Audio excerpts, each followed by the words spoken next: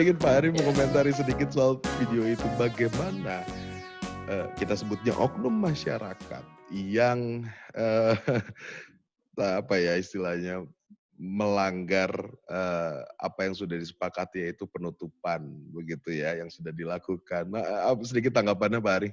Ya, mereka kan belum, kalau saya perhatikan ya belum paham tentang apa bahaya corona, lalu kemudian juga masyarakat kita itu dalam waktu cepat memiliki norma-norma baru ya, apa bahwa hal yang semacam itu justru tidak dikehendaki oleh masyarakat, pelanggaran yang semacam itu.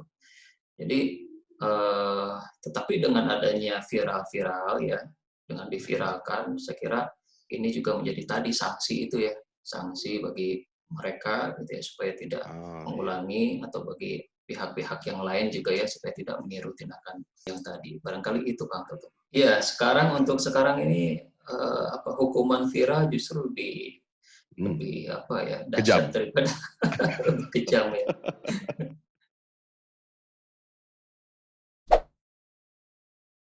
Oke, kembali di channel YouTube PRFM. Saya yakin Anda pasti sudah sering dengar istilah ini, new normal. Sesuatu yang baru atau kenormalan yang baru yang akan segera kita hadapi. Atau sebetulnya kita sudah hadapi saat ini. Bagaimana pandangan seorang sosiolog dari Unpad, Pak Ari Ganjar, tentang hal ini? Saya ingin sapa beliau dulu untuk kita ngobrol-ngobrol sedikit soal new normal. Apa kabar? Sehat, Pak Ari?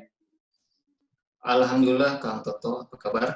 Baik-baik juga, kami di sini di PRFM juga sudah siap-siap sedikit kotret-kotret gitu ya tentang apa nanti yang harus kami lakukan pada saat new normal begitu Pak ya.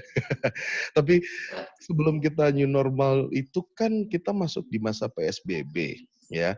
Saya ingin Pak Ari juga singgung sedikit deh, sebetulnya perilaku masyarakat kita sebelum masuk ke new normal, bagaimana di saat PSBB ini, Pak Ari? Ya, itu dia masalahnya ya. Yang kalau misalnya saya mengamati juga melalui aplikasi Twitter ya, lalu kemudian 2 hari pemberlakuan PSBB itu memang banyak pelanggaran. Ya, banyak pelanggaran, lalu kemudian juga masyarakat tidak disiplin. Ya, sebetulnya ketidakdisiplinan ini juga merupakan lagu lama ya di masyarakat kita. Ya, sebelum PSBB atau sebelum ada corona pun juga sering tindakan-tindakan ataupun perilaku ketidakdisiplinan ya. Akan tetapi kalau kita lihat di Jawa Barat ya, di Jawa Barat terlepas dari adanya perilaku sebagian masyarakat kita yang belum mengindahkan PSBB ya, ternyata hasilnya cukup baik ya, dalam arti kasus yang tadinya dikhawatirkan meledak ya di Jawa Barat itu karena dekat dengan epicentrum Jakarta, akan tetapi hari ini angka reproduksi virusnya itu di sekitaran 1 ya. Nah, tetapi ini kan pandemiknya masih berjalan ya, artinya kita tidak boleh lantas bergembira dengan hasil ini kemudian masyarakat begitu saja tidak lagi mengindahkan protokol-protokol kesehatan, karena bisa saja di berikutnya itu angka corona itu kembali meninggi. Nah, khusus di masa PSBB ini yang menarik dari pengamatan saya adalah di kota-kota ya, di Bandung ya, di kota itu relatif tertib ya, relatif tertib. Artinya masyarakat di sana dengan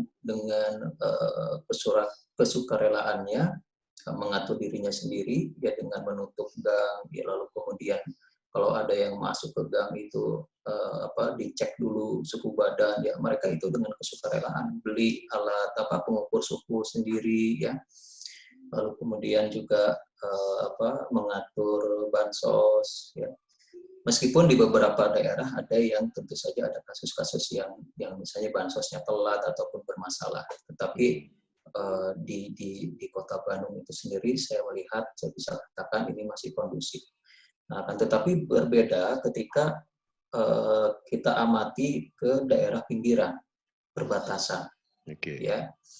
Ke daerah perbatasan itu ramai seperti bukan PSBB, ya, seperti bukan PSBB gitu. Nah, ini yang artinya di sini apa barangkali kita bisa dilihat bagaimana pertama misalnya ya informasi dari pemerintah itu difahami oleh masyarakat di kota dengan akses informasi yang baik tentu saja ya media juga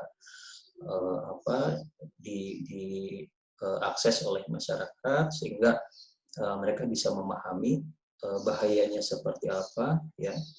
Tetapi barangkali kalau misalnya ke daerah pedesaan, nah ini yang masyarakat bukannya tidak memahami, tetapi perlu adanya penerjemahan ya supaya bisa mereka itu lebih memahami itu. Ya, saya kira sementara itu, Kang Oke, Toto. kalau gitu pada saat nanti kita memasuki era atau new normal yang sudah kita dengar dari kapan kemarin-kemarin itu, ya ini masyarakatnya juga harus siap dong gitu kan ya dari mulai saat ini jangan sampai saya dan beberapa teman-teman lainnya juga akan takut semacam ada euforia begitu ketika kemarin tanda kutip dibelenggu dengan PSBB ataupun mungkin Ya, namanya karantina atau apa kemudian ketika masuk era new normal yang terjadi adalah kita semacam bisa kemana-mana, tempat wisata bisa, mall bisa, kesana sini bisa, dan kembali seperti normal lagi. Eh, ada kekhawatiran begitu, Pak Ari? saya kira kekhawatiran seperti itu beralasan ya. Hmm. Ya kalau kita lihat pagi hari ini, kalau kita lihat dipantau di Twitter ya pandangan mata dari para netizen, Hmm. di beberapa bukan di beberapa sudut kota bahkan seperti bukan PSBB, seperti yang seolah-olah sudah dicabut PSBB itu. Ya. Meskipun pemerintah kota sudah mengantisipasi ya, Mhm. jalan-jalan ditutup itu dari mulai Merdeka, Kopo, Wastu Kencana, lalu sampai ke Mhm. Buah Batu ini banyak banyak jalan yang ditutup. Artinya di situ ada pesan yang kuat dari pemerintah bahwa meskipun Bandung sekarang ini zona kuning, lalu kemudian PSBB juga diperpanjang ya hari ini, Mhm. ada kabar diperpanjang 2 Mhm. minggu ya. Mhm. Nah, artinya ada message dari pemerintah bahwa Kota Bandung ini belum aman. Ya, jadi masyarakat harus lebih baik tinggal di rumah saja, lalu kemudian masih menaati aturan-aturan.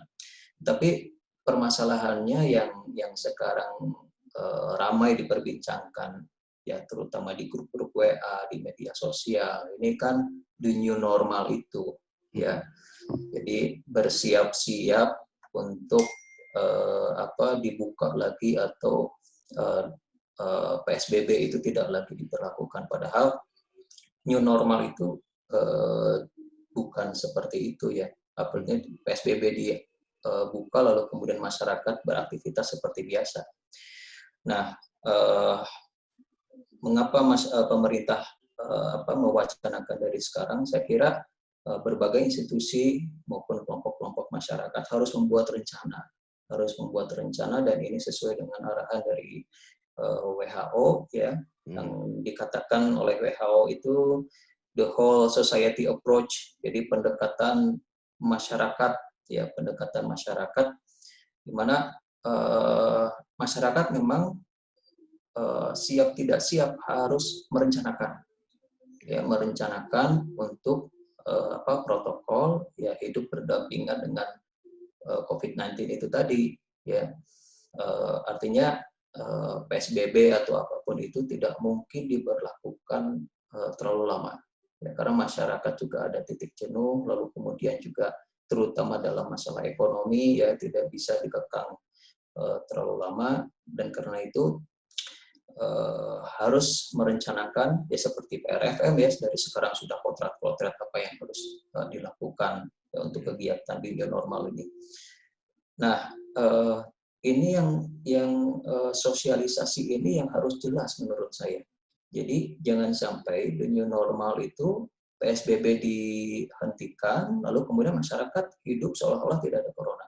Ya, justru pemerintah itu harus memberikan satu informasi yang jelas ya bahwa the new normal itu harus diikuti dengan perencanaan ya, harus didahului oleh perencanaan ya, RT, RW, bahkan keluarga ya, itu harus bukan hanya mal-mal ya, bukan hanya mal kantor pemerintahan, tapi sampai kepada keluarga ya, unit terkecil dari masyarakat itu harus punya perencanaan bagaimana mereka hidup tanpa tertular oleh corona. Menurut saya itu, Kang Toto, jadi yang harus clear sekarang. Oke. Ini sebelum saya ke terakhir lah ya, mungkin apa yang ingin Pak Ari sampaikan untuk masyarakat di new normal atau untuk ke pemerintah. Perencanaan Pak Ari, kita tahu bahwa PSBB pun dilakukan dengan perencanaan. Tapi pada tahap implementasi, ya apa yang terjadi dengan perilaku masyarakat, begitu kan ya? Oke. Apakah memang kalau bicara perilaku masyarakat itu memang harus ada pendekatan apa ini mungkin pertanyaannya ya, pendekatan apa yang dilakukan supaya perencanaan itu bisa berjalan dengan baik? Pendekatan, komunikasi atau mungkin pendekatan hukum gitu, jadi artinya yang melanggar ya kena gitu kan ya, ada sanksi dan sebagainya, atau apa yang kira-kira, jitu begitu mungkin Pak Ari? Iya, saya kira yang perlu dikedepankan oleh pemerintah itu adalah leadership ya, kepemimpinan, role model ya kepada masyarakat, yang artinya di situ tentu saja harus ada konsistensi ya. Kita lihat kalau untuk Jawa Barat ya, kalau untuk Bandung saya kira tidak ada masalah ya, kelembagaan pemerintahan itu tidak ada masalah, tetapi ketika ekspos informasi ini ke lingkup nasional ya, pemberlakuan PSBB lalu kemudian bandara dibuka ya, meskipun dengan syarat tertentu, tapi masyarakat kan menganggap ini wah ada semacam ketidakkonsistenan yang itu akhirnya barangkali membuat masyarakat abai ya terhadap penerapan PSBB ini. Nah, jadi konsistensi dari aturan dan kejelasan aturan dari pemerintah itu merupakan satu kunci ya, yang tentu saja komunikasi. Saya melihat bahwa the new normal ke depan itu ya, konsep pentahelix itu bisa menjadi satu model untuk diterapkan. Pentahelix itu merupakan koordinasi ya, antara pemerintah, media, kemudian akademisi, swasta, dan juga kelompok-kelompok masyarakat di situ, di mana semua harus menghidupkan atau mempromosikan satu norma baru, ya, norma kehidupan baru. Ya, swasta misalnya mereka yang usaha ya boleh membuka usahanya, tetapi dengan mereka menerapkan norma-norma itu, aturan-aturan itu. Ya, misalnya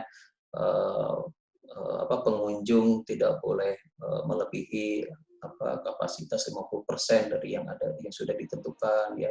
Harus cuci tangan dulu, harus pakai masker dulu. Dan ini harus dikontrol juga oleh media, dikontrol ya, lalu kemudian oleh pemerintah dikontrol, oleh kelompok masyarakat sipil juga dikontrol ya. Demikian pula dengan pemerintah ya.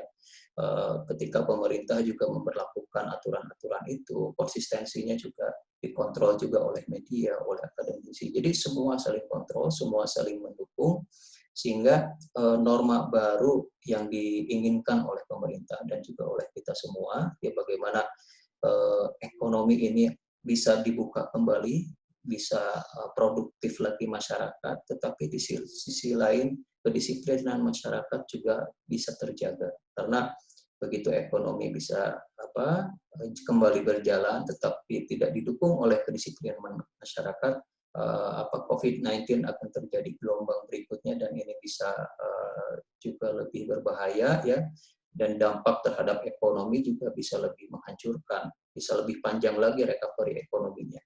Jadi intinya ada di dalam kedisiplinan masyarakat, ada di dalam kontrol pemerintah ya, dalam menerapkan nanti aturan-aturan new normal. Ketika berbicara masalah sanksi, ya ini juga perlu untuk diterapkan pendekatan sanksi. Nah, sanksi ini kan sebetulnya ada dua, sanksi yang positif dengan sanksi yang negatif ya.